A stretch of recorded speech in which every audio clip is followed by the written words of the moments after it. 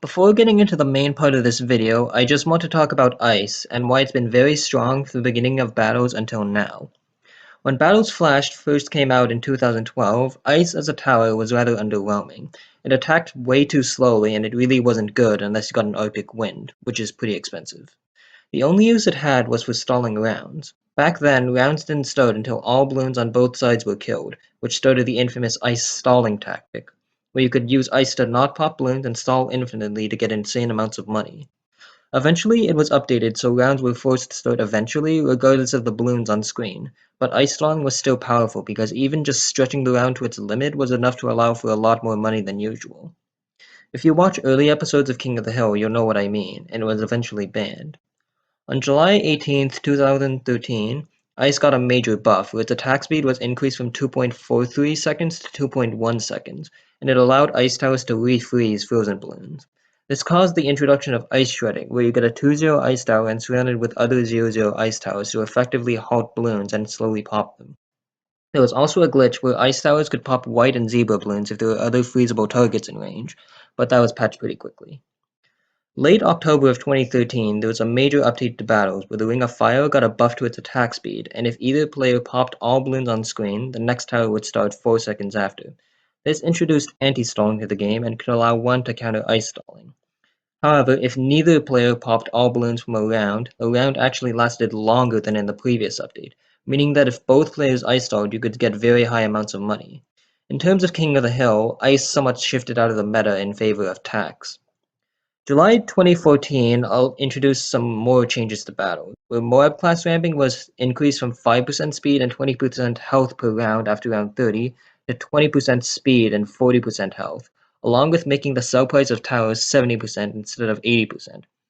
This drastically made late game harder because quite a few strategies revolved around selling and rebuying abilities. Rounds also ended shorter, effectively killing ice stalling, even if both players did it, and making money harder to get. However, ice as a tower became very strong because people started to realize that ice shards combined with some 0-0 towers could defend round 13 very cheaply as well as ice shredding early game, allowing late game to become easier because of the extra money. In December 2014, NK added their second last change to flash battles, making it so ice shards could no longer pop frozen balloons. This was a huge change. It meant that ice alone could not defend round 13, and as a result, players had to use other strategies. Tack Shooter was the obvious choice at the time as it could defend round 13 cheaply with Ring of Fire, but because it was more expensive than Ice, late game became difficult. Ice wasn't touched again, but it still remained an effective tower because of how cheap it was and provides decent utility in many ways, which I'll talk about in this video. If you compare the two side by side, you'll notice that the Flash Ice Tower does much better than the Mobile Ice Tower against blue balloons. This is because the Mobile Ice Tower has a shorter freeze duration, and as a result, in between freezes, the balloons move further. These are both 2-0 Ice Towers on the same map in virtually the same spots. You can stop pinks with 2 Ice Towers on most maps, but it requires a bit of timing. When you're using ice, a 2-0 ice and a 0-0 ice, you want to wait until the 2-0 fires, and then wait until it's about halfway through, then place the second one. This way the ice towers will be alternating their attack speed, and you'll be able to stop pinks entirely with just 2-0 and a 0-0. This is by far, on Flash, the cheapest defense that can solo until round 8. On mobile, it is technically possible to do this timing against pinks, but it's unreliable and unnecessary for multiple reasons. Firstly, it leaks, which is not something you want. Secondly, you do not need this cheap of a defense on mobile to send infinite blues and pinks. Thirdly, most people farm and they would only send space balloons. If you're going against another balloon ecoer, you could do this because they can't actually send pinks without ruining their eco, but it's still not that reliable. As a side note, here's how to not time ice on Flash. If you place a 0-0 ice tower right after a 2-0 ice tower has shot, it'll be very ineffective. As you can see, it'll get destroyed by pinks. What's happening here is that the 2-0 ice tower has a longer freeze duration than the 0-0 ice tower, and when the 0-0 ice tower shoots, it'll replace the freeze with its own freeze. As a result, balloons get popped by the 2-0 ice tower, but are only frozen for the length of time that the 0-0 ice tower is. Because of this, it is possible to die to blacks with ice, even though a 2-0 solos them, as showcased by the next clip.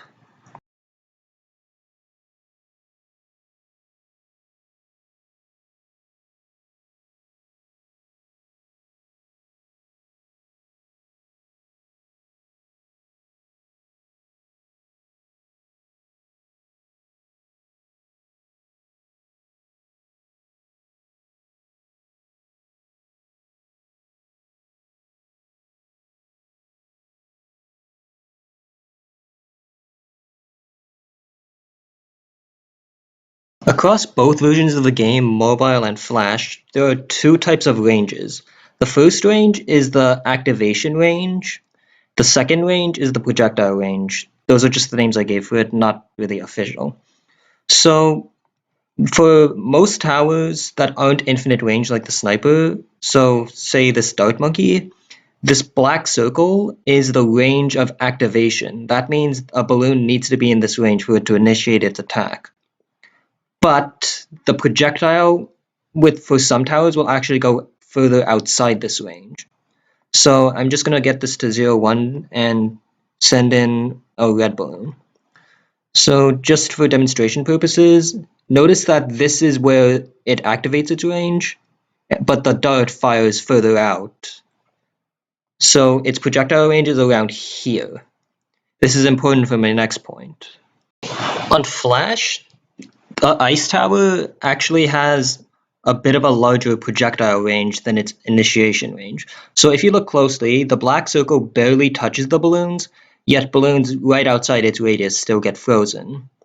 This means that with certain placements, you can be a bit risky and place it like so, where balloons are barely touched by the radius, but it's still risky because if there's only balloons outside of that activation range, then it won't actually shoot and it could mess up some timings. Now to compare it with mobile, this is the same 0-0 ice tower in a similar spot, but balloons that are at the very edge of it, that are actually a bit outside its range, will not actually get frozen. The whole balloon has to be in its range for it to be affected by the ice tower. As a result, for a 2-0 ice tower, you can't have it so it barely touches the corners, otherwise balloons will get past.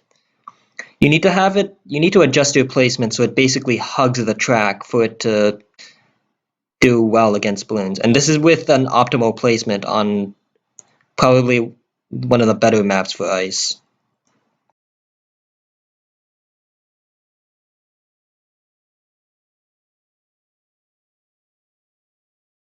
One other thing is that on Flash, an Arctic wind will not slow whites or zebra balloons. This is pretty unfortunate because Arctic wind is expensive and it's better to just have a more 0-0 ice towers with a 2-0 than to have an Arctic wind. That's why it's not commonly used.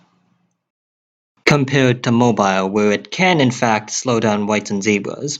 This helps with loadouts like Dart Farm Ice, where you can just have an Arctic wind and have something like a Super Monkey fan club just pop all the white balloons down to something that the ice tower can freeze and pop.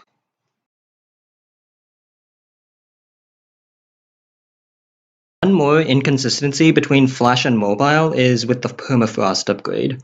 Now on Flash, every time a 2-1 ice tower freezes a balloon, it will renew the Permafrost effect on the popped balloon.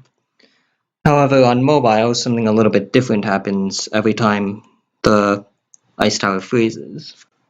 So looking at a 2-1 ice tower versus pink balloons, regardless of the fact that it misses a few pinks, the pink layer will pop into a yellow layer, which is slowed, but then when the yellow pops, it'll turn into a fast green balloon. When you get a 2-2 ice tower, it'll pop the pink balloon into slowed yellow and green balloons, but the blue balloon layer will be fast.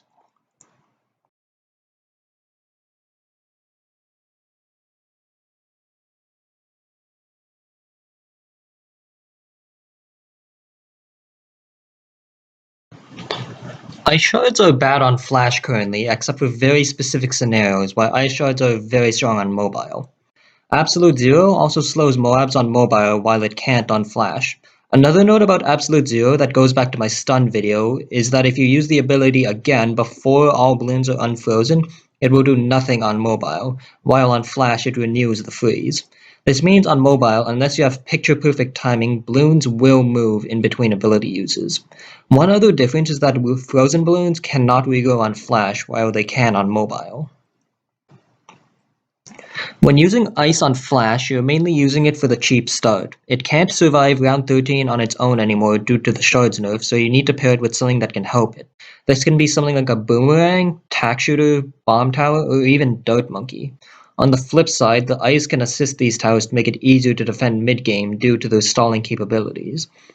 Normally a 4-0 or 4-1 bomb tower versus a Regrow Rainbow Rush gets wrecked because it shoots so slowly and the stuns allow for extra regrows, but with Ice to assist, it makes the rush much easier. Because of how cheap it is, Ice can also be used with farms to send out huge rushes. This usually requires sacrificing a good late game tower, so these strategies rely on ending it early. On mobile, you can only choose 3 towers, 4th tower relies on luck. The main uses for Ice on mobile are for Ice Shards mid-game and for Absolute Zero to slow Moab class balloons mid and late game. If you want to use Ice in a farm loadout, your 3rd tower has to be able to handle camo balloons on its own.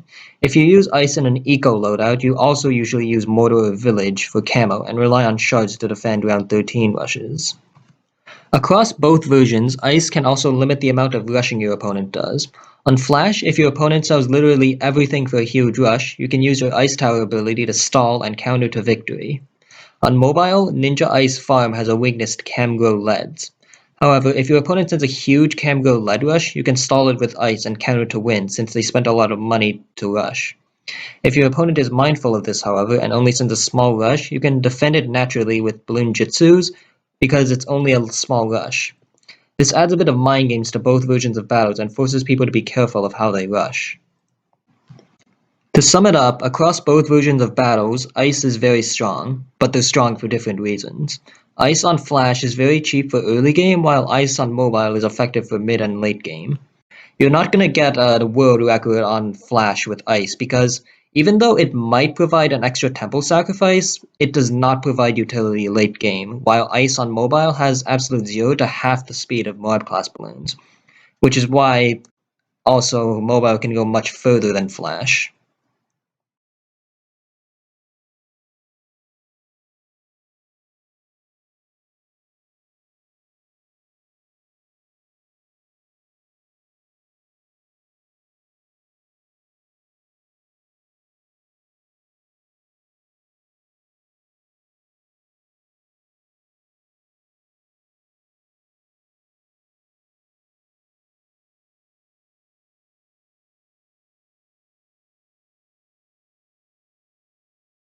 In the moment only now, yeah, so we gon' be